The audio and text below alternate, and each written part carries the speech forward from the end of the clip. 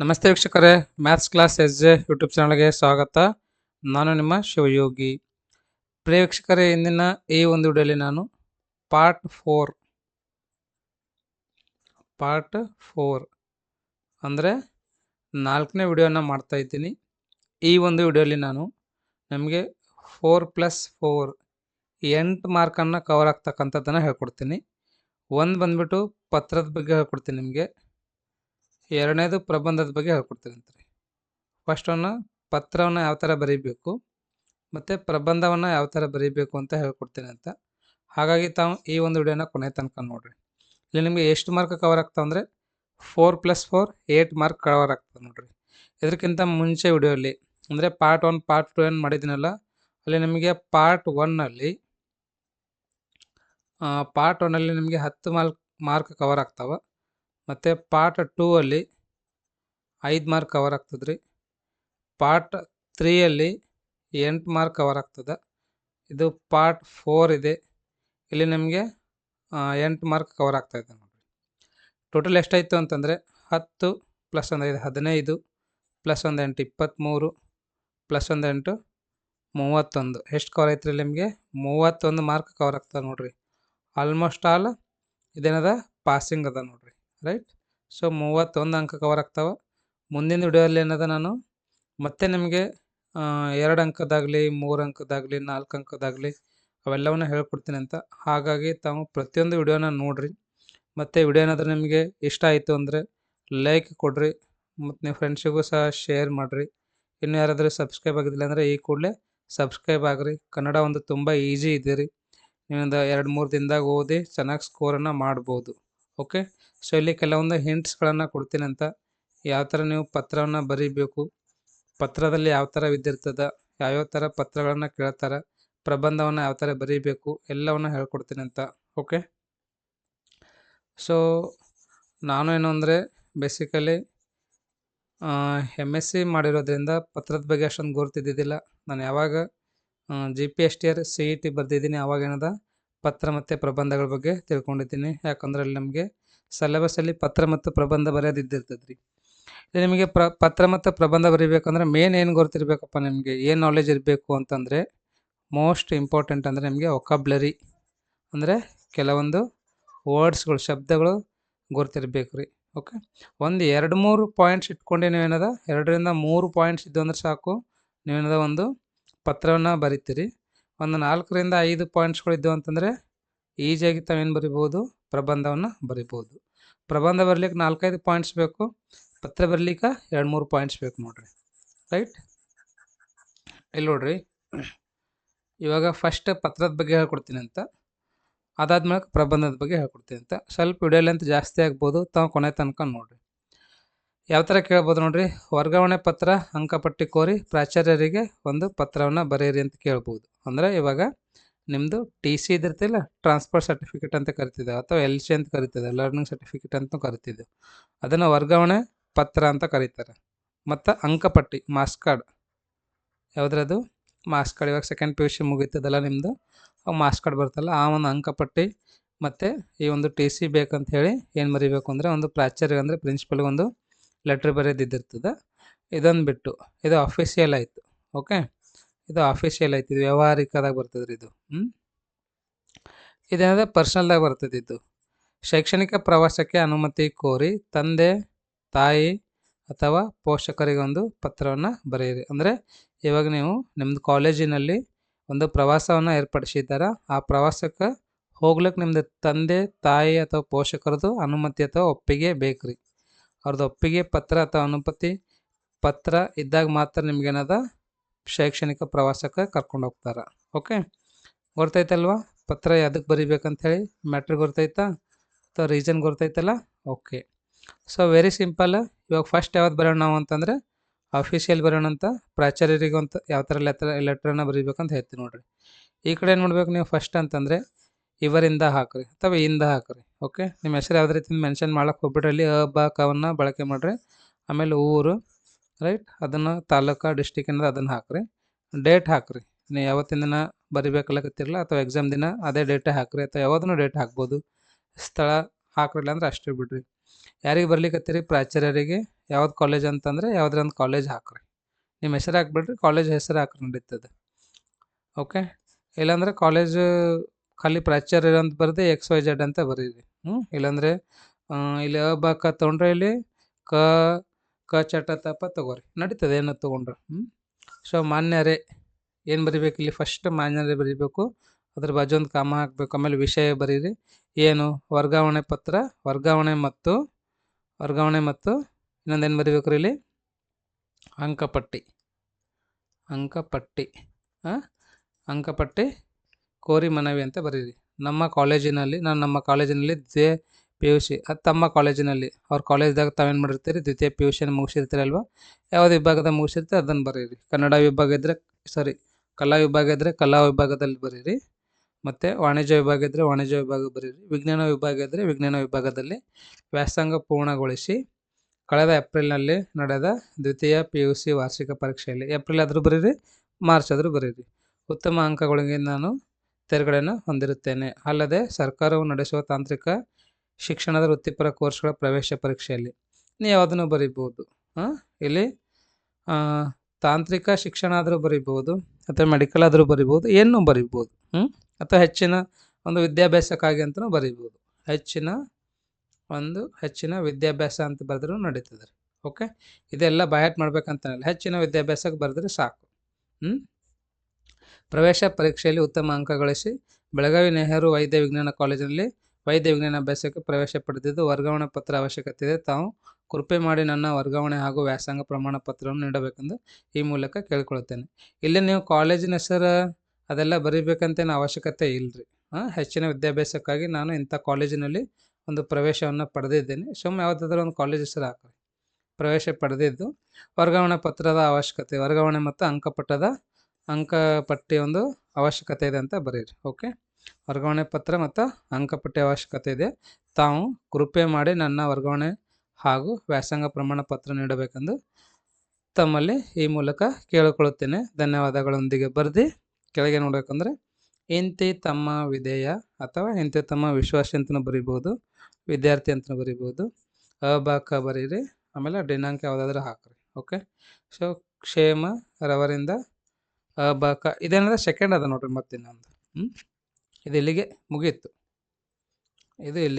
ನೋಡ್ರಿ. ಈಗ ಸೆಕೆಂಡ್ ಲೆಟ್ರಿಗೆ ಹೋಗೋಣಂತ. ಎರಡನೇ ಲೆಟ್ರ್ ಏನದ ನೋಡ್ರಿ. ಎರಡನೇದು ಶೈಕ್ಷಣಿಕ ಪ್ರವಾಸ ಅನುಮತಿ ಕೋರಿದೆ ಇಲ್ಲ.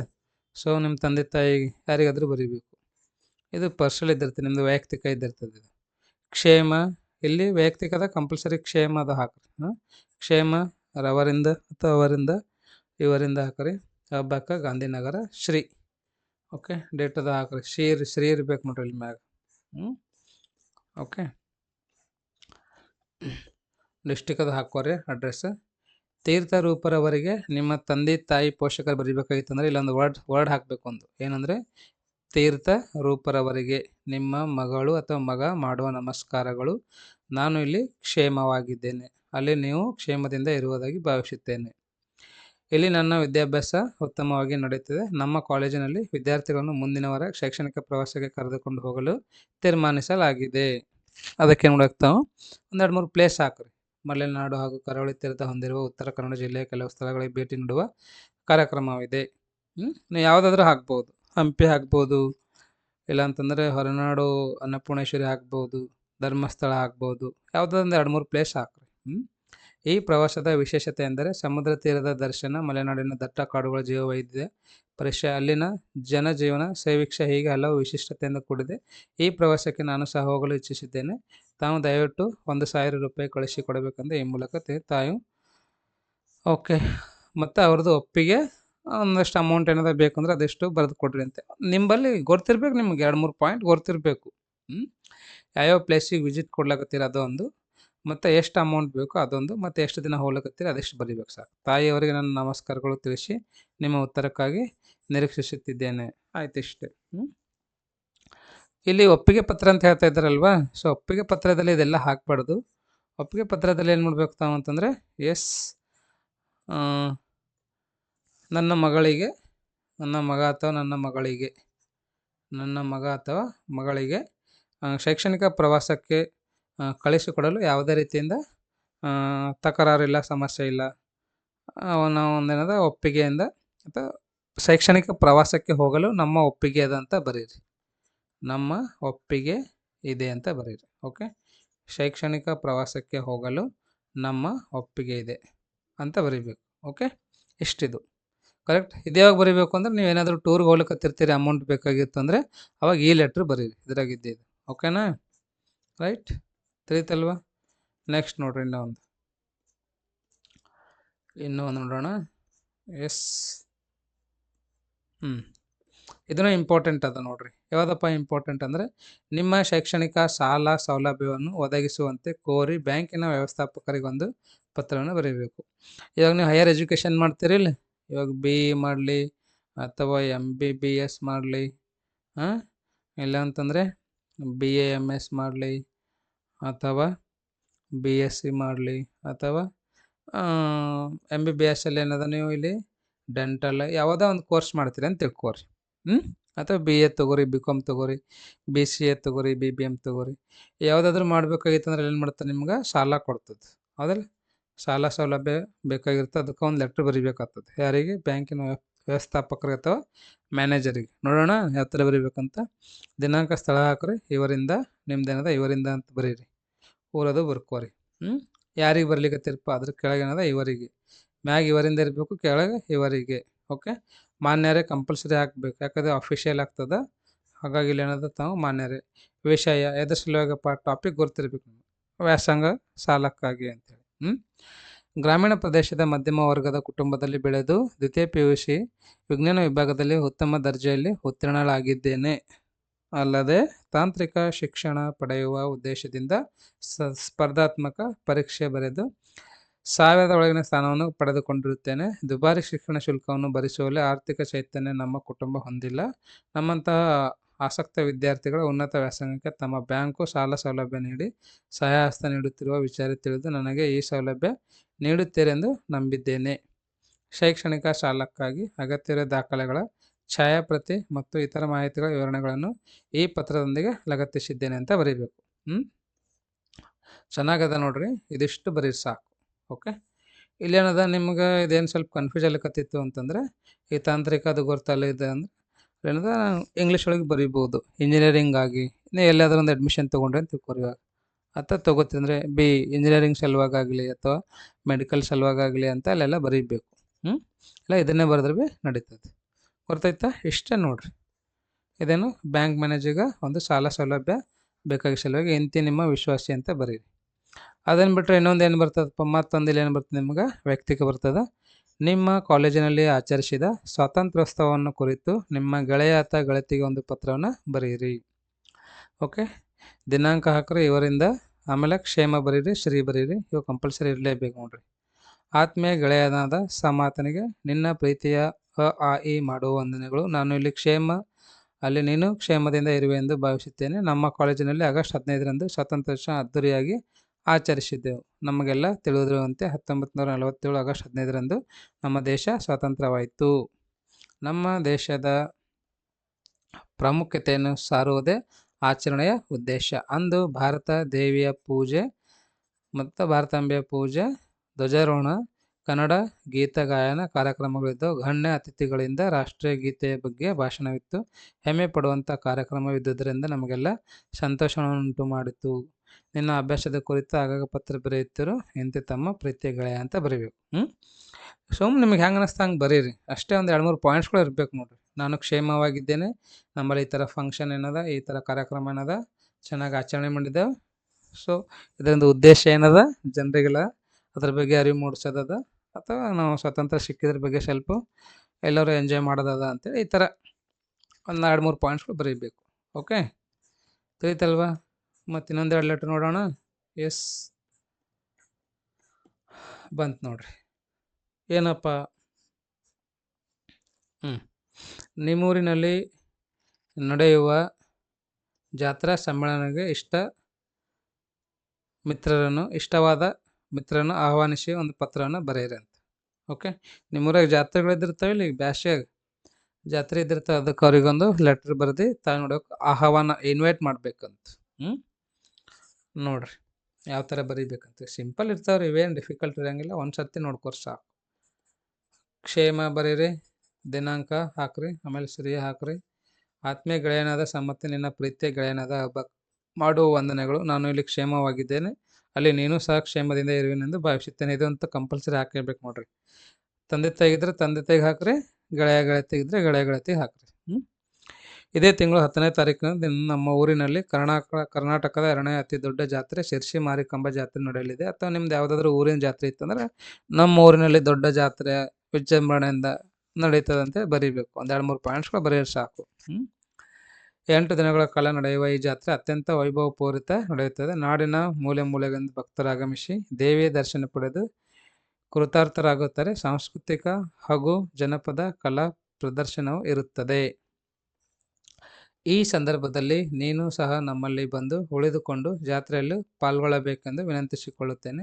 ನೀನು ಒಂದು ದಿನ ಮುಂಚಿತವಾಗಿ ಬಾ. ನಿನ್ನ ತಂದೆ ತಾಯಿಗಳಿಗೆ ನನ್ನ ನಮಸ್ಕಾರಗಳು ತಿಳಿಸು. ಅವರನ್ನು ಜಾತ್ರೆಗೆ ಕರೆದುಕೊಂಡು ಬಾ. ನಮಸ್ಕಾರಗಳೊಂದಿಗೆ ಇಂತಿ ನಿಮ್ಮ ಪ್ರೀತಿಯ ಗೆಳೆಯ. ಅವ್ರದ್ದು ವಿಳಾಸ ಹಾಕಬೇಕು. ಅವ್ರಿಗೇನು ಕಳಿಸ್ಲಿಕ್ಕತ್ತಿರ್ತಿಲ್ಲ ಅದನ್ನು ಬರೀಬೇಕು. ವೈಯಕ್ತಿಕ ಇದ್ದಾಗ ಯಾರಿಗೆ ಕಳಿಸ್ತಿರೋದು ಇಲ್ಲಿ ಲಾಸ್ಟಿಗೆ ಬರೀಬೇಕು ನೋಡ್ರಿ. ಅಥವಾ ಆಫೀಷಿಯಲ್ ಇದ್ದಿತ್ತು ಅಂದ್ರೆ ಅವ್ರದ್ದು ಇಲ್ಲೇ ಬರೀಬೇಕು. ಇವರಿಂದ ಇವರಿಗೆ ಇಲ್ಲೇ ಬರೀಬೇಕು ನೋಡ್ರಿ. ಬ್ಯಾಂಕಿನಲ್ಲಿ ಖಾತೆಯನ್ನು ತೆರೆಯಲು ವ್ಯವಸ್ಥಾಪಕರಿಗೆ ಒಂದು ಪತ್ರವನ್ನು. ಇನ್ನಗಳೇನಿದ್ದಿತ್ತು, ಸಾಲ ಇದ್ದಿತ್ತು. ಈಗ ನೀವೊಂದು ಅಕೌಂಟ್ ಕ್ರಿಯೇಟ್ ಮಾಡೋದು. ನಿಮಗೆಲ್ಲ ಡೌಟ್ ಇರ್ತಲ್ಲ ಹ್ಯಾಂಗೆ ಅಕೌಂಟ್ ಕ್ರಿಯೇಟ್ ಮಾಡ್ಬೇಕ್ರಿ ಅಂತ. Very simple. ನಿಮ್ದು ಏನದ ಇಲ್ಲಿ ಡೀಟೇಲ್ಸ್, ನಿಮ್ದು ಅಡ್ರೆಸ್ ಬರೀರಿ. ಆಮೇಲೆ ಯಾರಿಗೆ, ಇವರಿಗೆ, ಇವರಿಂದ ಬರ್ಕೋರಿ. ಆಮೇಲೆ ಇವರಿಗೆ ವ್ಯವಸ್ಥಾಪಕರು ಸ್ಟೇಟ್ ಬ್ಯಾಂಕ್ ಆಫ್ ಇಂಡಿಯಾ ಜಯನಗರದ ಯಾವುದಾದ್ರೂ ಹಾಕೋರಿ. ವಿಷಯ ಏನದಪ್ಪ, ಮಾನ್ಯರೇ, ನಿಮ್ಮ ಶಾಖೆಯಲ್ಲಿ ಉಳಿತಾಯ ಖಾತೆಯನ್ನು ತೆರೆಯಲು ಕುರಿತು. ಉಳಿತಾಯ ಖಾತೆ ಅನ್ಬೇಕು ನೋಡ್ರಿ. ಸೇವಿಂಗ್ಸ್ ಅಕೌಂಟ್ ಅಂತ ಕರೀತಾರೆ. ಅದಕ್ಕೆ ಏನಂತ ಕರೀತಾರೆ? Savings account. ಉಳಿತಾಯ ಖಾತೆಯನ್ನು ತೆರೆಯುವ ಕುರಿತು ಮೇಲ್ಕಂಡ ಕಾಲೇಜಿನಲ್ಲಿ ಪ್ರಥಮ PUC ವಿದ್ಯಾರ್ಥಿಯಾದ ನಾನು ತಮ್ಮ ಶಾಖೆಯಲ್ಲಿ ಅಥವಾ ದ್ವಿತೀಯ PUC ವಿದ್ಯಾರ್ಥಿಯಾದ ನಾನು ಅಂತ ಬರೀಬೋದು. ತಮ್ಮ ಶಾಖೆಯಲ್ಲಿ ಉಳಿತಾಯ ಖಾತೆಯೊಂದನ್ನು ತೆರೆಯಲು ಇಚ್ಛಿಸುತ್ತೇನೆ. ಈ ಹಿಂದೆ ಅಪ್ರಾಪ್ತ ವೀಕ್ಷಕರಿಗೆ ಖಾತೆಯನ್ನು ತೆರೆಯುವ ಅವಕಾಶವಿರಲಿಲ್ಲ. ಪಾಲಕರು ಇಲ್ಲವೇ ಪೋಷಕರ ಹೆಸರಿನಲ್ಲಿ ಖಾತೆ ತೆರೆಯಬೇಕಾಗಿತ್ತು. ಆದರೆ ಈಚೆಗೆ RBI ನಿರ್ದೇಶನದಂತೆ ವಿದ್ಯಾರ್ಥಿಗಳು ಖಾತೆ ತೆರೆಯಲು ಅವಕಾಶವಿದೆ ಎಂಬ ಮಾಹಿತಿ ಪಡೆದಿರುತ್ತೇನೆ. ತಾವು ನನಗೆ ಈ ಅವಕಾಶ ಮಾಡಿಕೊಡಲು ಈ ಮೂಲಕ ಕೇಳಿಕೊಳ್ಳುತ್ತೇನೆ. ಈ ಖಾತೆ ತೆರೆಯಲು ನನ್ನ ತಂದೆಯವರ ಒಪ್ಪಿಗೆ ಇದೆ ಎಂದು ತಿಳಿಯಲು ಹರ್ಷಿಸುತ್ತೇನೆ. ಧನ್ಯವಾದಗಳೊಂದಿಗೆ ಇಂತಿ ತಮ್ಮ ವಿಶ್ವಾಸಿ ಅಂತ ಬರೀಬೇಕು. ಇಷ್ಟೇ. ತಿಳಿತಲ್ವಾ? ಸೊ ಇನ್ನೊಂದು ಲೆಟ್ರ್ ನೋಡೋಣ ಅಂದ್ರೆ ನೋಡೋಣ ಅಂತ. ಇನ್ನೂ 1-2 ಲೆಟ್ರ್ ಏನದ ನೋಡ್ರಿ. ಇನ್ನೊಂದು 2 ಲೆಟ್ರ್ ಅಂದ್ರೆ ಎಸ್. ಯಾವುದೇ ಪತ್ರ ಲೇಖನದಲ್ಲಿ ಹೆಸರು ನಮೂದಿಸಬಾರದು. ಸಂಕೇತಾಕ್ಷರಗಳನ್ನು ಮಾತ್ರ ಬಳಸಬೇಕು. ಉದಾಹರಣೆ ಅ, ಬ, ಕ, ಅ, ಈ, ಕ, ಚ, ಟ, ತ, ಪ ಬರಿಬೋದು. ನಿಮ್ಮ ಕಾಲೇಜಿನಲ್ಲಿ ಆಚರಿಸಿದ ಕನ್ನಡ ರಾಜ್ಯೋತ್ಸವ ಕುರಿತು ಗೆಳೆಯ ಗೆಳತಿಗೆ ಹೇಳಿ. ನಾನು ಸ್ವಾತಂತ್ರ್ಯೋತ್ಸವದ ಬಗ್ಗೆ ಹೇಳಿನಲ್ಲ, ಸೊ ಅದೇ ಥರ ಏನದಲ್ಲಿ ಕನ್ನಡ ರಾಜ್ಯೋತ್ಸವದ ಅದನ್ನು ಬರೀರಿ. ಸ್ನೇಹಿತನಾದ ಸ್ನೇಹಿತೆಯಾದ ಅಂತ ಏನದ XYZ ನಿನ್ನ ಪ್ರೀತಿಯ ಗೆಳೆಯನಾದ ಹಬ್ಬಕ ಮಾಡೋ ನಮಸ್ಕಾರಗಳು. ಈ ಪತ್ರ ಬರುತ್ತಿದ್ದೇನೆ. 2018 ಕನ್ನಡ ರಾಜ್ಯೋತ್ಸವ ಪ್ರಯುಕ್ತ ನಮ್ಮ ಕಾಲೇಜಿನಲ್ಲಿ ಕನ್ನಡ ರಾಜ್ಯೋತ್ಸವ ನವೆಂಬರ್ ತಿಂಗಳಲ್ಲಿ ಆಚರಿಸಲು ನಿರ್ಧರಿಸುತ್ತಾರೆ.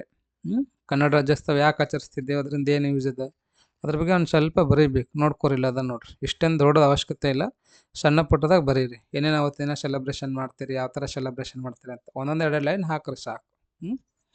ಇನ್ನೊಂದು ಏನದ ನೋಡ್ರಿ ಲೆಟ್ರ್. ಇಲ್ಲದ ನೋಡ್ರಿ. Yes, this is most important. ಸೂಕ್ತ ಬಸ್ ಸಂಪರ್ಕ ವ್ಯವಸ್ಥೆ ಕುರಿತು ಇಲಾಖೆ ಮುಖ್ಯಸ್ಥರಿಗೆ ಒಂದು ಪತ್ರವನ್ನು ಬರೆಯಿರಿ ಅಂತ. ತಿಳಿತಲ್ವಾ?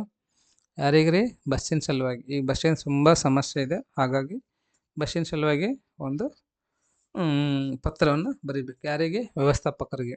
ಇವರಿಂದ ಹಾಕ್ರಿ, ಇವರಿಗೆ ಹಾಕ್ರಿ, ಇವರಿಂದ ಇವರಿಗೆ. ಓಕೆ. ವ್ಯವಸ್ಥಾಪಕರು ಕರ್ನಾಟಕ ರಾಜ್ಯ ಸಾರಿಗೆ ಸಂಸ್ಥೆ ಬೆಂಗಳೂರು. ಇವರಿಂದ ಅಬಾಕ ವಿಜ್ಞಾನ ವಿಭಾಗ ದ್ವಿತೀಯ PUC ಸರ್ಕಾರಿ ಪದವಿ ಪೂರ್ವ ಕಾಲೇಜು ಯಲಹಂಕ. ಓಕೆ. ಇದಾದ್ಮೇಲೆ ಮಾನ್ಯರೇ ಬರೀರಿ. ಮಾನ್ಯರೇ ಕಂಪಲ್ಸರಿ ಹಾಕ್ಬೇಕು ನೋಡ್ರಿ. ಮಾನ್ಯರೇ ಬರೆದೊಂದು ಕಾಮ ಕೊಡ್ರಿ. ವಿಷಯ ಬಸ್ ಸಂಪರ್ಕ ವ್ಯವಸ್ಥೆ ಕುರಿತು ಮೇಲ್ಕಂಡ ವಿಷಯಕ್ಕೆ ಸಂಬಂಧಿಸಿದಂತೆ ಅಬಾಕ ಆದ ನಾನು ಮನವಿ ಮಾಡಿಕೊಳ್ಳುವುದೇನೆಂದರೆ, ದ್ವಿತೀಯ PUC ವಿಜ್ಞಾನ ವಿಭಾಗದಲ್ಲಿ ವಿದ್ಯಾಭ್ಯಾಸ ಮಾಡುತ್ತಿದ್ದೇನೆ. ನಾನು ಗ್ರಾಮೀಣ ಪ್ರದೇಶದ ವಿದ್ಯಾರ್ಥಿಯಾಗಿದ್ದು ನಮ್ಮ ಊರಿನಿಂದ ಬೆಂಗಳೂರಿಗೆ ಬರಲು ಬಸ್ ವ್ಯವಸ್ಥೆ ಇರುವುದಿಲ್ಲ. ನೀವು ಯಾವುದಾದ್ರೂ ಹಾಕೋರಿ. ಗುಲ್ಬರ್ಗದಿಂದ ಅಥವಾ ರಾಯಚೂರಿನಿಂದ ಅಥವಾ ನಿಮ್ಮ ಊರಿನಿಂದ ಯಾವುದೇ ಒಂದು ಊರಿಗೆ ಬಸ್ಸಿನ ವ್ಯವಸ್ಥೆ ಇರುವುದಿಲ್ಲ. ಆದ್ದರಿಂದ ನಮ್ಮ ಊರಿನಿಂದ ಬೆಂಗಳೂರಿಗೆ ಬಸ್ ವ್ಯವಸ್ಥೆ ಕಲ್ಪಿಸಿಕೊಡಬೇಕೆಂದು ತಮ್ಮಲ್ಲಿ ಪ್ರಾರ್ಥಿಸಿಕೊಳ್ಳುತ್ತೇನೆ. ಇದರಿಂದ ನನಗೂ ಮತ್ತು ನನ್ನ ಊರಿನ ಜನರಿಗೂ ತುಂಬ ಅನುಕೂಲವಾಗುತ್ತದೆ. ಈ ಥರದೆಲ್ಲ ನೀವು ಇನ್ನೊಂದೆರಡು ಲೈನ್ ಸೇರಿಸ್ಬೋದು. ಇಲ್ಲೇ ನಡು ಸೇರಿಸ್ಬೇಕು. ಏನಂತಂದರೆ ನಮ್ಮ ಊರಿನಿಂದ ನಮ್ಮ ಊರಿನಿಂದ ಯಾವ ಊರಿಗೆ ಹೋಗ್ಬೇಕು ನೀವು? ಯಾವುದೋ ಒಂದು ಇವಾಗ ಕಲಬುರ್ಗಿ ತಗೋರಿ. ಕಲಬುರ್ಗಿಗೆ ಹೋಗಲು ಬಸ್ಸಿನ ಅನುಕೂಲ ಇರುವುದಿಲ್ಲ. ನಮ್ಮ ಊರಿನಲ್ಲಿ ವಿದ್ಯಾರ್ಥಿಗಳಿಗೆ ಮತ್ತು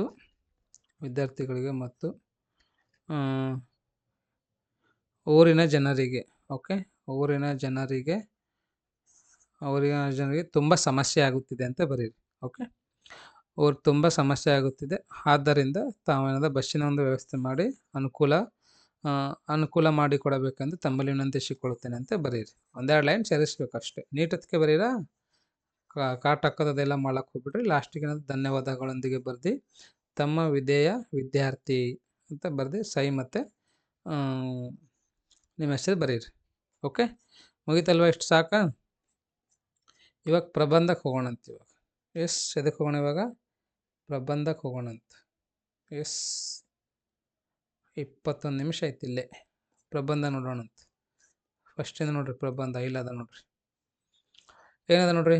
ಯಾವುದಾದ್ರೂ ಒಂದನ್ನು ಕುರಿತು ಪ್ರಬಂಧವನ್ನು ಬರೆಯಿರಿ.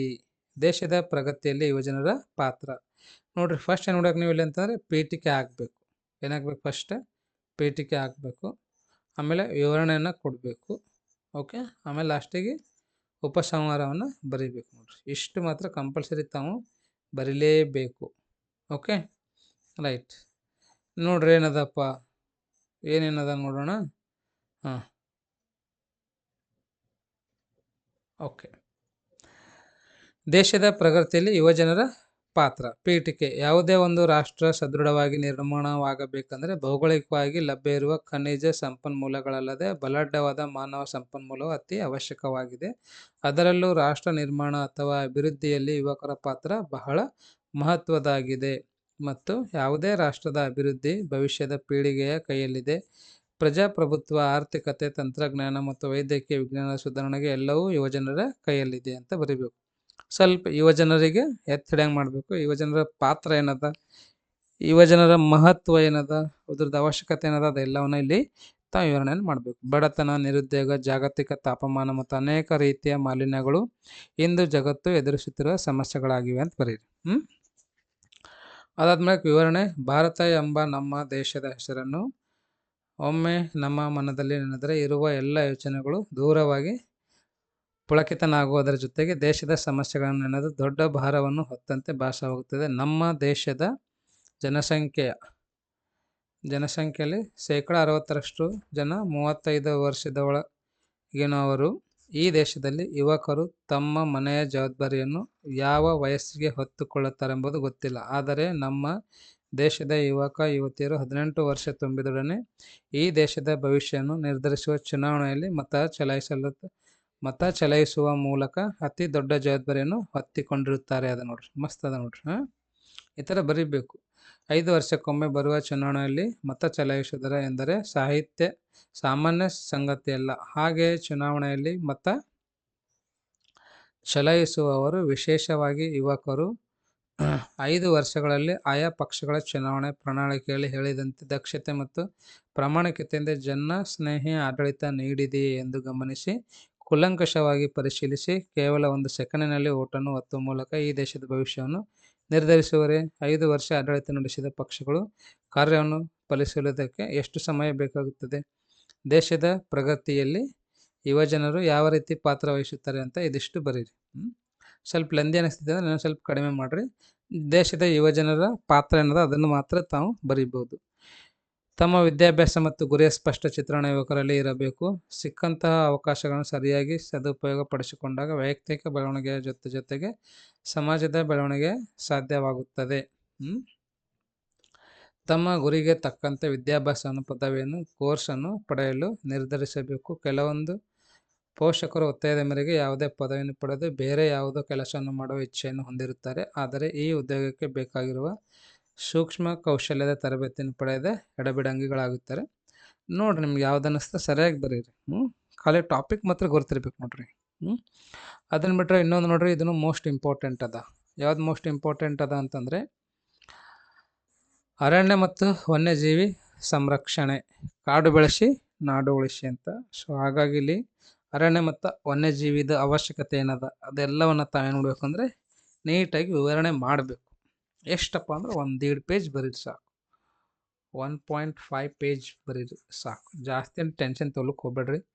ಒಂದು 8 ನಿಮಿಷ ಇಲ್ಲ 10 ನಿಮಿಷದಾಗ ಬರೆದು ಮುಗಿಸ್ಬಿಡ್ರಿ, ನೀಟಾಗಿ ಬರೀರಿ. ಪ್ಯಾರ ಮಾಡಬೇಕು. ಫಸ್ಟ್ ಪೀಟಿಗೆ ಹಾಕ್ರಿ, ಆಮೇಲೆ ಅದರದ್ದು ವಿವರಣೆ ಅರ್ಥ ಹಾಕ್ರಿ, ಪೀಠಿಕೆ ಅರ್ಥ ವಿವರಣೆ ಹಾಕ್ರಿ, ಆಮೇಲೆ ಉಪಸಂಹಾರ ಬರೀರಿ. ಎಲ್ಲಿಯವರೆಗೆ ನಮ್ಮ ಭೂಮಿ ಹಚ್ಚ ಹಸಿರಾದ ವನರಾಶಿಯಿಂದ ಕೂಡಿ ಮೃಗ ಪಕ್ಷಿಗಳ ಆಶ್ರಯವನ್ನು ನೀಡುತ್ತದೆ, ಅಲ್ಲಿವರೆಗೂ ಅದು ಮನುಷ್ಯನ ಸಂತತಿಗೆ ಆಶ್ರಯ ನೀಡುತ್ತದೆ ಎನ್ನುತ್ತದೆ ಒಂದು ಸುಭಾಷಿತ. ಅರಣ್ಯಗಳು ಭೂಮಿಯ ಸಮೃದ್ಧಿಯ ಸಂಕೇತಗಳು, ಅರಣ್ಯನಾಶ ಮನುಷ್ಯನ ಅವನತಿಗೆ ಸಂಕೇತ. ಅರಣ್ಯನಾಶವನ್ನು ಮಾಡಬಾರ್ದು, ಯಾಕಂದರೆ ಮನುಷ್ಯನಿಗೆ ಅವನತಿ ಸ್ಟಾರ್ಟ್ ಆಗ್ತದಂತ. ಅರಣ್ಯಗಳಿಂದ ಹಲವಾರು ಪ್ರಯೋಜನಗಳಿವೆ. ಭೂಮಿಯೇ ಕಾಲಕ್ಕೆ ಮಳೆ ಸುರಿದು ಬೆಳೆ ಬರಲು ಅರಣ್ಯಗಳೇ ಕಾರಣ. ಅರಣ್ಯಗಳು ಕಡಿಮೆಯಾದಂತೆಲ್ಲ ಏನಾಗ್ತದೆ, ಅರಣ್ಯ ಎಲ್ಲ ಕಡಿಮೆ ಆದಂತೆಲ್ಲ ಮಳೆ ಬೀಳುವ ಪ್ರಮಾಣದಲ್ಲೂ ವ್ಯತ್ಯಾಸವಾಗುತ್ತದೆ. ಆಹಾರ ಸರಪಳಿ ಸರಿಯಾಗಿ ಮುಂದುವರಿಯಲು ವನ ಸಂಪತ್ತು ಕಾರಣವಾಗುತ್ತದೆ. ಹೌದಿಲ್ಲ? ಅರಣ್ಯ ನಾಶದಿಂದ ಈ ಸರಪಳಿಯ ಕೊಂಡಿ ಕಳಚಿ ಏರು ಪೇರುಗಳಾಗುತ್ತವೆ. ಸೊ ಈ ಥರ ಏನಾದ್ರು ತಾವು ನೋಡ್ಕೋರಿ, ಇದೆಲ್ಲವನ್ನ ಓದ್ಕೊಂಡು ಸ್ವಲ್ಪ ಅರ್ಥ ಮಾಡ್ಕೋರಿ ಏನು ಬರೀಬೇಕಂತ ಹೇಳಿ. ಇದರದ್ದು ಮಹತ್ವವನ್ನು ಬರೀಬೇಕು. ಇದರದ್ದು ಅರಣ್ಯದ ಮಹತ್ವ ಏನದ ಮತ್ತು ವನ್ಯಜೀವಿಗಳ ಮಹತ್ವ ಏನದ ಎಲ್ಲವನ್ನ ನೀಟಾಗಿ ಬರೀರಿ. ಓಕೆ, ಸೊ ಇಲ್ಲಿದೆ ನೋಡ್ರಿ, ಇದನ್ನು ಓದ್ರಿ, ಸರಿಯಾಗಿ ಓದಿ ಅರ್ಥ ಮಾಡ್ಕೊಂಡು ಬರೀರಿ. ಓಕೆ, ಸೊ ಮತ್ತೆ ಬೇರೆದಕ್ಕೆ ಹೋಗೋಣ. ಇನ್ನೊಂದು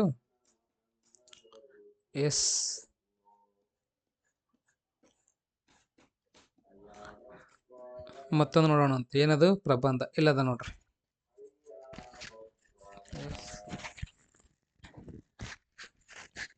ಏನದ ನೋಡ್ರಿ, ಸ್ತ್ರೀ ಭ್ರೂಣ ಹತ್ಯೆಯಿಂದ ಎದುರಾಗುತ್ತಿರುವ ಸಮಸ್ಯೆಗಳು. ಸ್ತ್ರೀ ಭ್ರೂಣ ಹತ್ಯೆ ಅಂದರೆ ಇವಾಗ ಮಗು ಏನಾರ ಸಣ್ಣ ಇದ್ದಿರ್ತದಿಲ್ಲ, ಅದು ಹೆಣ್ಣದ ಅಂತ ಹೇಳಿ ಏನು ಮಾಡ್ತಾರೆ, ತೆಗೆಸ್ತಾರೆ, ಗಂಡು ಬೇಕಾಗಿರ್ತದಂತೆ. ಹಾಗಾಗಿ ಅದಕ್ಕೆ ಏನಂತ ಕರಿತೀವಿ ನಾವು, ಭ್ರೂಣ ಹತ್ಯೆ. ಅಂದರೆ ಇನ್ನು ಮಗು ಹೊಟ್ಟೆಲಿ ಇರ್ಲಿಕ್ಕಾಗಿನೇ ಅದನ್ನು ತೆಗೆದು ಬಿಸಾಡ್ತಾರೆ, ಅದಕ್ಕೆ ಏನಂತ ಕರಿತೀವಿ ನಾವು, ಭ್ರೂಣ ಹತ್ಯೆ ಅಂತ ಕರಿತಿದ್ದೆವು. ಸೊ ಸ್ತ್ರೀ ಭ್ರೂಣ ಹತ್ಯೆಯಿಂದ ಎದುರಾಗುತ್ತಿರುವ ಸಮಸ್ಯೆಗಳು, ಏನೇನು ಸಮಸ್ಯೆಗಳಾಗ್ತವೆ ನಮಗೆ ಅದೆಲ್ಲವನ್ನ ತಾವೇನು ಮಾಡಬೇಕು, ವಿವರಣೆಯಾಗಿ ಬರೀಬೇಕು. ಪ್ರಕೃತಿಯ ಎಲ್ಲ ಜೀವಿಗಳಲ್ಲಿಯೂ ಗಂಡು ಮತ್ತು ಹೆಣ್ಣು ಎಂಬ 2 ಬಗೆ ಇದ್ದೇ ಇರುತ್ತವೆ. ಇವೆರಡರಲ್ಲಿಯೂ ಸಮತೋಲನವನ್ನು ಪ್ರಕೃತಿಯು ಕಾಯ್ದುಕೊಂಡು ಬಂದಿದೆ, ಅದು ಅನಿವಾರ್ಯವೂ ಆಗಿರುತ್ತದೆ. ಪ್ರಕೃತಿಯು ಗಂಡು ಹೆಣ್ಣುಗಳಲ್ಲಿ ಯಾವುದೇ ತಾರತಮ್ಯ ಮಾಡುವುದಿಲ್ಲ. ಪ್ರಕೃತಿ ಮಾಡ್ತದೇನೋ? ಇಲ್ಲ, ಮನುಷ್ಯನೇ ಮಾಡ್ತಾನೆ. ಹೌದಿಲ್ಲ? ಅದ್ರಾಗ ತಂದೆ ತಾಯಿಗಳು ಮಾಡ್ತಾರೆ. ಓಕೆ, ಈಗ ಸ್ವಲ್ಪ ಕಡಿಮೆ ಆಗಿದೆ, ಹಾಗೇನಿಲ್ಲ, ಅಂದರೂ ತಾವು ಬರೀಬೇಕಿಲ್ಲಿ. ನಮ್ಮ ಭಾರತೀಯ ಸಮಾಜದಲ್ಲಿ ಗಂಡು ಕುಲೋದ್ಧಾರಕ ಮೋಕ್ಷವನ್ನು ನೀಡುವನೆಂದು ಪರಿಗಣಿಸಿದರೆ ಹೆಣ್ಣು ಕುಲಕ್ಕೆ ಹೊರಗೆ, ಹೆಣ್ಣು ಹುಟ್ಟಿದರೆ ಹುಣ್ಣು ಹುಟ್ಟಿಕೊಂಡಂತೆ ಎಂದು ಭಾವಿಸಲಾಗುತ್ತದೆ. ಹಾಗೇನಿಲ್ಲ, ಬಟ್ ನೀವು ಬರೀರಿ ಸ್ವಲ್ಪ, ಪ್ರಬಂಧದಾಗ ಬರೀಬೇಕಾಗ್ತದೆ. ಇಲ್ಲಾಂದ್ರೆ ನಿಮ್ಮದೇ ಹೊಸದೊಂದು ಏನೋ ಐಡಿಯಾ ಇದ್ದಿತ್ತು, ಏನೋ ಒಂದು ವಿಶೇಷತೆ ಇದ್ದಿತ್ತು, ಅದನ್ನು ಬರಿಬೋದು. 10 ವರ್ಷಗಳಿಂದ ಮಹಿಳೆಯರ ಸಂಖ್ಯೆ ಗಣನೀಯವಾಗಿ ಇಳಿಮುಖವಾಗುತ್ತಿದೆ. 10 ವರ್ಷಗಳ ಅವಧಿಯಲ್ಲಿ ನಾಗರಿಕ ಪ್ರಪಂಚ ಎಚ್ಚೆತ್ತುಕೊಳ್ಳಲೇಬೇಕಾದಷ್ಟು ಸಮಸ್ಯೆ ಭಯಾನಕವಾಗುತ್ತದೆ. ಜಗತ್ತಿನಲ್ಲಿ ಪುರುಷರಿಗೆ 990 ಮಹಿಳೆಯರು ಇದ್ದಾರೆ, ಅಂತೆಯೇ ಭಾರತದಲ್ಲಿ 1000 ಪುರುಷರಿಗೆ 930 ಮಹಿಳೆಯರಿದ್ದಾರೆ ಅಂತ. ಸೊ ಇದೆಲ್ಲ ನೀಡೋದಕ್ಕೆ ಬರೀರಿ. ಕರ್ನಾಟಕದಲ್ಲಿ ಇದು 954. ಕರ್ನಾಟಕದಲ್ಲಿ ಸ್ತ್ರೀಯರ ಸಂಖ್ಯೆ ಕಡಿಮೆ ಇರುವ ಜಿಲ್ಲೆಗಳಲ್ಲಿ ಬೆಳಗಾವಿ ಮೊದಲ ಸ್ಥಾನದಲ್ಲಿದೆ ಅಂತ ನೋಡ್ರಿ. ಮಂಡ್ಯ, ಗುಲ್ಬರ್ಗ ಸೆಕೆಂಡ್, ಥರ್ಡ್ ಸ್ಥಾನದಾಗವಂತ. ಇಲ್ಲೆಲ್ಲ ಅನ್ನೋದು ತಾವು ನೋಡಿ ಅರ್ಥ ಮಾಡ್ಕೊರಿ. ತಿಳಿತಲ್ವ ಯಾವ ಥರ ಬರೀಬೇಕಂತ ಹೇಳಿ. ಸ್ತ್ರೀ ಭ್ರೂಣ ಹತ್ಯೆ ಬೇರುಗಳು ನಾವು ಯಾವುದನ್ನು ದಿವ್ಯ ಭವ್ಯ ಸಂಸ್ಕೃತಿ ಎಂದು ಕರೆಯುತ್ತೇವೆಯೇ ಅವುಗಳ ಗರ್ಭದಲ್ಲೇ ಅಡಗಿದೆ ಅಂತ ಎಲ್ಲ ನೋಡ್ಕೊರಿ. ಇದು ಸ್ವಲ್ಪ ಅರ್ಥ ಆಯ್ತಲ್ವಾ, ಪ್ರಬಂಧದಾಗ ಏನೇನು ಇದಿರ್ತದೆ, ಏನೇನು ಬರೀಬೇಕಂತ ಹೇಳಿ. ನೆಕ್ಸ್ಟ್ ಇನ್ನೊಂದು ನೋಡ್ರಿ, ಇನ್ನೊಂದು ಏನಪ್ಪ ಅಂದರೆ ಕೃಷಿ ಸಂಸ್ಕೃತಿಯನ್ನು ಉಳಿಸಿ ಬೆಳೆಸುವ ಅಗತ್ಯ ಅಂತ ನೋಡ್ರಿ. ಭಾರತ ದೇಶವು ಕೃಷಿ ಪ್ರಧಾನವಾದ ದೇಶವಾಗಿದ್ದು ಕೃಷಿ ಮಹತ್ವವನ್ನು ತಾವೇ ನೋಡೋಕ್ಕಿಲ್ಲಿ ವಿವರಣೆಯನ್ನು ಮಾಡಬೇಕು. ನೀಟತೆ ಕೃಷಿ ಬಗ್ಗೆ, ಕೃಷಿಯಿಂದ ಏನೇನಾಗ್ತದೆ, ರಾಷ್ಟ್ರದಲ್ಲಿ ಇರ್ತಕ್ಕಂಥ ಎಲ್ಲ ಒಂದು ಮಾನವ ಕುಲಕ್ಕೆ ಕೃಷಿ ಅವಶ್ಯಕತೆ ಇದೆ. ಯಾಕಂದರೆ ಅವರು ಕೃಷಿಯಲ್ಲಿ ಬೆಳೆದಿರ್ತಕ್ಕಂಥ ಬೆಳೆನ ತಿಂದು ಜೀವನವನ್ನು ನಡೆಸ್ತಾರಲ್ವ. ಸೊ ಹಾಗಾಗಿ ಅದಾದ ಅವಶ್ಯಕತೆ ಇದೆ. ಅದಷ್ಟೇ ಅಲ್ಲದೆ ಬೇರೆ ದೇಶಗಳಿಗೂ ಸಹ ನಾವೇನು ಮಾಡ್ಬೋದು, ರಫ್ತನ್ನು ಮಾಡ್ಬೋದು. ಅದರಿಂದ ಏನಾಗ್ತದೆ ಅಂದರೆ ನಮ್ಮ ಆರ್ಥಿಕ ಪರಿಸ್ಥಿತಿ ದೇಶದಾಗಲಿ ಅಥವಾ ರೈತಂದಾಗಲಿ ಒಂದು ಆರ್ಥಿಕ ಪರಿಸ್ಥಿತಿ ಏನಾಗ್ತದ್ರೆ, ಅಭಿವೃದ್ಧಿ ಆಗ್ತದೆ, ಮುಂದುವರಿತದೆ. ಓಕೆ, ಇಂಪ್ರೂವ್ ಆಗ್ತದೆ. ಅದೆಲ್ಲ ಕುರಿತು ತಾವು ನೋಡೋಕಂದ್ರೆ ನೀಟಕ್ಕೆ ಬರೀಬೇಕು. 70% ಜನರು ಕೃಷಿ ಹಾಗೂ ಕೃಷಿ ಅವಲಂಬಿತ ಹುದ್ದೆಗಳಲ್ಲಿ ತೊಡಗಿಕೊಂಡಿರ್ತಾರೆ. ಈ ಥರ ಬರೀರಿ. ಇನ್ನೇನು ಅವಶ್ಯಕತೆ ಇದೆ? ಕೃಷಿಯಿಂದ ಬರ್ತಕ್ಕಂಥ ಬೆಳೆಗಳಿಗೆ ಎಲ್ಲೆಲ್ಲಿ ಒಂದು ಬೆಲೆ ಇದೆ, ಅದರದ್ದು ಉಪಯೋಗ ಏನಿದೆ, ತಾವೆಲ್ಲ ನೀಟಾಗಿ ಬರೀಬೇಕು. ಓಕೆ, ಹೌದಲ್ವಾ?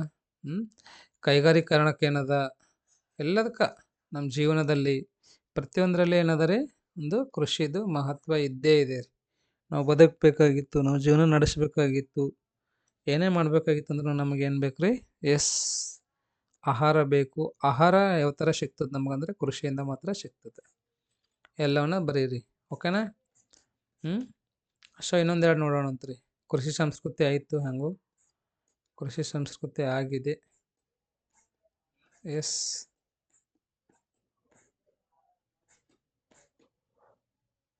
ಹಾಂ, ಇಲ್ಲದ ನೋಡ್ರಿ ಇನ್ನೊಂದು. ನಗರ ನೈರ್ಮಲ್ಯ ಕಾಪಾಡುವಲ್ಲಿ ನಾಗರಿಕರ ಪಾತ್ರ. ನಗರ ನೈರ್ಮಲ್ಯ ಅಂತಂದರೆ ನಿಮ್ಮ ಊರಿನಲ್ಲಿ ಸ್ವಚ್ಛತೆಯನ್ನು ಕಾಪಾಡುವಲ್ಲಿ, ಸ್ವಚ್ಛತೆಯನ್ನು ಕಾಪಾಡುವಲ್ಲಿ ನಾಗರಿಕರ ಪಾತ್ರ ಏನು ಅಂದರೆ ಊರಿನ ಜನರದ್ದು ಪಾತ್ರ ಏನದ ಅಂತ ಬರೀಬೇಕು. ಕನ್ನಡ ಭಾಷೆಯನ್ನು ಅಭಿವೃದ್ಧಿಗೊಳಿಸುವ ಮಾರ್ಗಗಳಾವು. ಕನ್ನಡ ಭಾಷೆನ ಯಾವ ಥರ ಅಭಿವೃದ್ಧಿಗೊಳಿಸ್ತೀರಿ ಅಂತಕ್ಕಂಥದ್ರ ಬಗ್ಗೆ ಬರೀಬೇಕು. ಇಲ್ಲಿ ನೋಡ್ರಿ, ಇಲ್ಲವ್ರು ಯಾವುದೇ ಟಾಪಿಕ್ ಕೊಡಲ್ಲ, ನೀವು ನಿಮ್ಮದೇ ಆದ ಸ್ವಂತ ಬುದ್ಧಿಯನ್ನು ಬಳಕೆ ಮಾಡಿ ತಾವೇನು ಮಾಡಬೇಕು ಅಂದರೆ ಅದನ್ನು ನೀಟಾಗಿ ಬರೀಬೇಕು. ನಿಮ್ಮದಿಲ್ಲಿ ಬರವಣಿಗೆ ಶೈಲಿ ಮತ್ತು ಅನ್ಕರ ನಿಮ್ಮ ಕಡೆ ಪದ ಸಂಗ್ರಹ, ನಿಮ್ಮದು ವಾಕ್ಯ ರಚನೆಯನ್ನು ಅವರು ಚೆಕ್ ಮಾಡ್ತಾರೆ. ಹಾಗಾಗಿ ನಿಮ್ಗೇನಂದರೆ ಸ್ವಲ್ಪ ಮಾಹಿತಿ ಇದ್ದರೆ ಸಾಕು. ಒಂದು 4ರಿಂದ 5 ಪಾಯಿಂಟ್ಸ್ಗಳು ಗೊತ್ತಿದೆ ಅಂದರೆ ಅದ್ರ ಮ್ಯಾಗೆ ನೀವೇನಂದ್ರೆ ನೀಟಕ್ಕೆ ಬರ್ಕೊತ ಹೋಗ್ಬೇಕು. ಓಕೆನಾ? ಜಾಸ್ತಿ ಟೆನ್ಷನ್ ತೊಗೊಳಕ್ಕೆ ಹೋಗ್ಬೇಡ್ರಿ. 4-5 ಪಾಯಿಂಟ್ಸ್ಗಳು ಒಂದು 10 ಸೆಕೆಂಡ್ ಇಲ್ಲ 20 ಸೆಕೆಂಡ್ ಕೂಲಾಗಿ ಅದ್ರ ಬಗ್ಗೆ ವಿಚಾರ ಮಾಡಿದ್ರೆ 4-5 ಪಾಯಿಂಟ್ಸ್ಗಳು ನೆನಪಿಟ್ಕೋರಿ. 4-5 ಪಾಯಿಂಟ್ಸ್ಗಳನ್ನು ನೆನಪಿಟ್ಕೊಂಡು ಅದ್ರ ಬಗ್ಗೆನೇ ತಾಯಿ ನೋಡೋಕ್ಕೂ ಸ್ವಲ್ಪ ಬರ್ಕೊತ ಹೋಗ್ಬೇಕು ಅಷ್ಟೇ. ನಗರ ನೈರ್ಮಲ್ಯ ಕಾಪಾಡಲು ನಾಗರಿಕರ ಪಾತ್ರ ಏನದ? ನಾಗರಿಕರು ಬೆಳೆದಂತಲೇ ನಗರೀಕರಣ ಹೆಚ್ಚುತ್ತದೆ. ಹೌದು, ಮತ್ತು ಎಷ್ಟು ಜನ ಹೆಚ್ಚಿಗೆ ಆಗ್ತದೆ ಹಂಗೆ ಅದು ಊರ್ನು ಹೆಚ್ಚಿಗೆ ಆಗ್ತದೆ. ಹೌದಿಲ್ಲ? ಊರ್ನು ಬೆಳೀತದೆ ಬೆಳಂಗಿಲ್ಲ. ಸೊ ಊರು ಬೆಳೆದಂಗೆ ಏನಾಗ್ತದೆ ರೀ, ಮಕ್ಕಳ ಸಂಖ್ಯೆ ಹೆಚ್ಚಿಗೆ ಆಗ್ತದೆ, ನಾಗರಿಕರ ಸಂಖ್ಯೆ ಹೆಚ್ಚಿಗೆ ಆಗ್ತದೆ, ಸ್ವಲ್ಪ ಗಲೀಜನ್ನು ಜಾಸ್ತಿ ಆಗ್ತದೆ. ಹೌದಿಲ್ಲ? ಹಾಗಾಗಿ ತಾವೇನು ನೋಡೋಕೆ ಬಗ್ಗೆ ನೀಟಾಗಿ ಇಲ್ಲಿ ಬರೀಬೇಕು. ಚಿಕ್ಕ ನಗರಗಳು ದೊಡ್ಡ ನಗರಗಳಾಗಿ ಬೆಳೆಯುತ್ತವೆ. ಬೇರೆ ಬೇರೆ ಮೂಲಕ ಜನಸಂಖ್ಯೆಯಲ್ಲಿ ಗಣನೀಯ ಹೆಚ್ಚಳ ಉಂಟಾಗಿ ಅಲ್ಲಿ ಎಲ್ಲ ರೀತಿಯ ಸೌಕರ್ಯಗಳ ಕೊರತೆ ಉಂಟಾಗುತ್ತದೆ. ಅಂತಹವುಗಳಲ್ಲಿ ನಗರಗಳಲ್ಲಿ ನೈರ್ಮಲ್ಯದ ಸಮಸ್ಯೆ ಬಹುಮುಖ್ಯವಾದದ್ದು. ಎಲ್ಲ ಬೇಕಲ್ಲ ಮತ್ತು ದಿನನಿತ್ಯದಲ್ಲಿ. ಇರುವ ಸುತ್ತಲಿನ ಪರಿಸರ ಸ್ವಚ್ಛ ಹಾಗೂ ಶುದ್ಧವಾಗಿರಬೇಕು. ನಗರಗಳಲ್ಲಿ ಸ್ವಚ್ಛತೆಯ ಕೊರತೆ ಎದ್ದು ಕಾಣುತ್ತದೆ. ನಗರವನ್ನು ನಿರ್ಮಲವಾಗಿಡಲು ಅಲ್ಲಿನ ಪುರಸಭೆ, ನಗರಸಭೆ, ಮಹಾನಗರ ಪಾಲಿಕೆಗಳು ಎಡಬಿಡದೆ ಶ್ರಮಿಸುತ್ತದೆ ತವೆ ಅಂತ ಬರೀರಿ. ಆದಾಯದ ಬಹುಪಾಲನ್ನು ನೈರ್ಮಲೀಕರಣಕ್ಕೆ ವ್ಯಯ ಮಾಡುತ್ತೇವೆ, ಆದರೂ ನೈರ್ಮಲ್ಯ ಸಮಸ್ಯೆಗೆ ಪರಿಹಾರಗಳು ಸಿಗುತ್ತಿಲ್ಲ. ಈ ಥರ ಏನದ ತಾವು ನೀಟಾಗಿ ಬರೀರಿ. ಓಕೆ, ಎಲ್ಲವನ್ನ ತಿಳ್ಕೊಂಡು ಬರೀರಿ. ಓಕೆ, ಆಯ್ತಲ್ವಾ? ನಾ ಇದ್ರದ್ದು PDF ನಿಮಗೆ ಕಳಿಸ್ತೀನಿ ಅಂತ. ಸೊ ಇಲ್ಲಿ ಇನ್ನೊಂದೆರಡು ಅದ ನೋಡ್ರಿ. ಏನದ ನೋಡ್ರಿ, ಯಾವುದಾದ್ರೂ ಒಂದನ್ನು ಕುರಿತು ಪ್ರಬಂಧವನ್ನು ಬರೆಯಿರಿ. ಜೈವಿಕ ಇಂಧನದ ಮಹತ್ವ ಅದ ನೋಡ್ರಿ.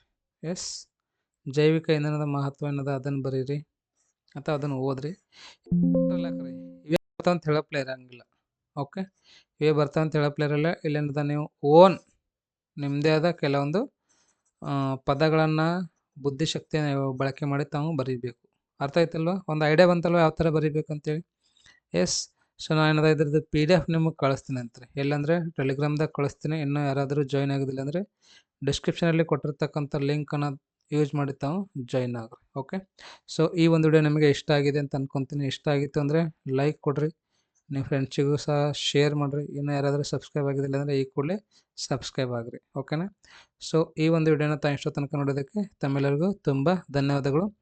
ಮತ್ತು ಮುಂದಿನ ವಿಡಿಯೋ ಅಲ್ಲಿ ಭೇಟಿ ಆಗೋಣ ಅಂತ್ರಿ. Okay. Thank you so much.